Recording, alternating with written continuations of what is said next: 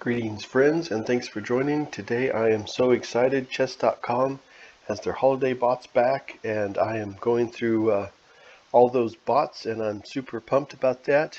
In this game I will show some good chess fundamentals, and I'll show you some aggressive tactics that I try to imply and get a little too squirrely with it, and make a few mistakes, and I'll certainly show those too, and hopefully we can all learn from them. So let's take a look. The game ended after 31 moves. I played the white pieces, and the computer says that I played at 92% and Santa played at 74%.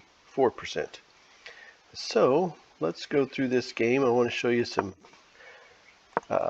neat ideas and some mistakes that I made. And okay, so in the opening, just remember, try to control the center. Don't feel overwhelmed with all the different openings. A good suggestion is just to learn 2 or 3 and kind of stick with those for a while, and you'll learn a lot from that. Now, normally in this situation where bishops are blocked in, I like to go ahead and get my knights out. Remember, early in the game, develop your pieces, your minor pieces, your 4 minor pieces. I usually start with my knights, just because they have the ability to jump over pieces and really get into the action quick. Okay, so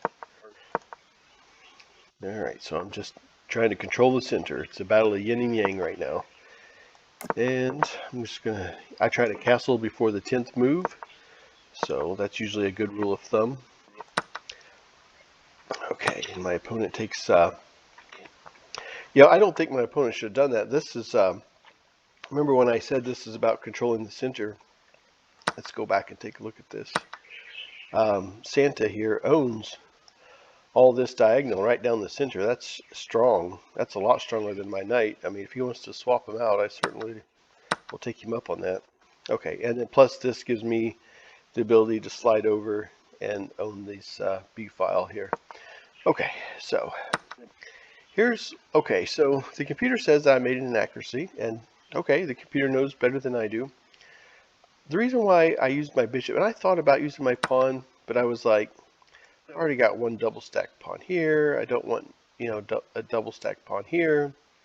But it does, if I did take with this pawn, it does threaten this knight, which I rather like. I was afraid the knight was going to go here and put pressure on this bishop. Okay. Anyway, I liked using my bishop because I liked eyeing down this diagonal, which is, later the king's going to want to castle, stuff like that. And I liked this bishop pointing at the king. Okay, so anyway, that's why I did that. Okay, now here I thought, well, I'll have a chance to have my opponent have double stacked pawns and they're isolated. This is something that I hated to trade off a bishop for a knight, but I mean, they're both worth 3 points each, but when you have a chance to really mess up your opponent's pawn structure, and these pawns are going to be isolated, undefended, should be easy picking later on. Okay, so I pushed this pawn up here. So if you see me push that pawn, the reason why I did that is I'm eyeing this, is what I'm thinking. Okay, just to show that to you. Okay, now here Santa sees that and he's responding in kind, so I got to get that out of the way. Now I can continue with my attack, and that's what I do. Push the pawn, but with this knight, this F3 is a great spot for your knight, because I control this, still controlling the center square, and now it gives me the ability to do this.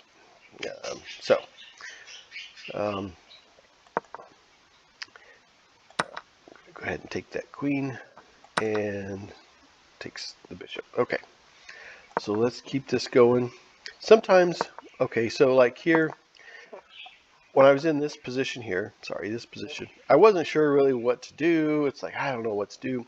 So I just moved the queen up, because then it connects the rooks and then gets your queen off the back rank. It's not much of a development. I confess, but it is. And then it gives me future ideas of coming here and really putting some pressure on. So that's why I just simply moved the queen up. Didn't know what else to do exactly. And so that now I finally got the queen in place. My idea is to bring the knight here. And I know this knight protects that square, but that's a potential win if this knight ever gets out of here. And I'm pretty sure I can at least drive it away. So just keep an eye out for what squares you own, your opponent owns. Try to get those prime real estate spots for your knight. Okay, so let's keep going now. My queen's being under attack. So Santa at 1200, very respectable ELO, and he sees it and he ain't having it. So I got to kick this knight out of here. It is defended with the bishop. Quickly look and see what's being defended, what isn't. So I got to use the pawn to kick him out of here. And here's where I messed up. The computer still said I made a good move, okay, but I really should have took this queen. This knight. I'm sorry. I really should have took this knight. I know I saw it was defended, and I was like, this is where I honestly I kind of said, oh, I hope Santa doesn't take my knight with his knight, and that's terrible. Don't ever play hope chess. Always analyze it and pretend in your mind you're playing against yourself, because if I would have took, this rook would have took, and now basically we're even on material. So if you start doing the math, it really comes down to a queen versus a bishop, because I've got 2 rooks, my opponent has 2 rooks, the knights are gone, we both got a handful of pawns, so it really comes down to a queen versus a bishop. So I totally should have took that knight, but didn't. So I have to make the best of a bad situation, and this is what I'm going to do. I don't like my king being exposed like this, so I'm going to get him out of the way. And one thing I do like about this position, even though it's something I shouldn't have done, what I salvage out of it is now I realized it's a semi-closed file. I got 1 pawn here, but this is looking good. I'm got the king in my sights.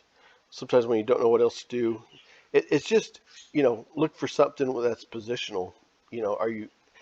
Yes, the king is protected, but can you still go there anyway? Now, and I own this file here too. So it's these little things that make the difference. Okay, so I just wanted to point that out. Now, my idea is to go here and have the king and the rook.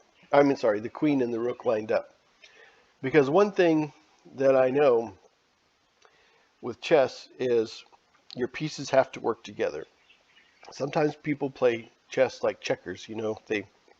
I take a piece, you take a piece, then whoever's blessed with the last move is usually the person who ends up winning. So one of the things to avoid that is get your pieces to work together. And so here, I did see this in the game, but I wanted to be big man on campus and go for this early victory and blah, blah, blah. And I should have just played clean chess and just really took this out, but I didn't. I wanted to be big man on campus.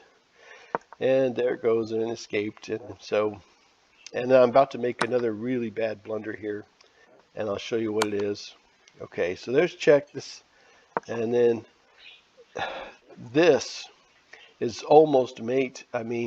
If I come up here and have my rook own all of this, then all I have to do is pop up here, and it's mate. It's over. I totally did not see this in the game. I got so excited about my check and totally missed it. And now the king has an escape route. Just the sequence, my timing was terrible in this, just terrible. So, but, and this is the biggest takeaway that I want the audience to have from this video, is using your pieces together. Look at this. I've got 2 major pieces on my opponent's side of the board. This is the strength comes from me using these pieces together, despite my blunders. Okay, so the rook cannot retake here because it's pinned. Okay, and this pawn is protected. This pawn here owns this square and this square. So look what happens. Okay, so I come here. Okay, this is the only way to defend that position. I slide in with the queen, and now it's mate because this pawn owns this, and this pawn is protected. There's no escape routes.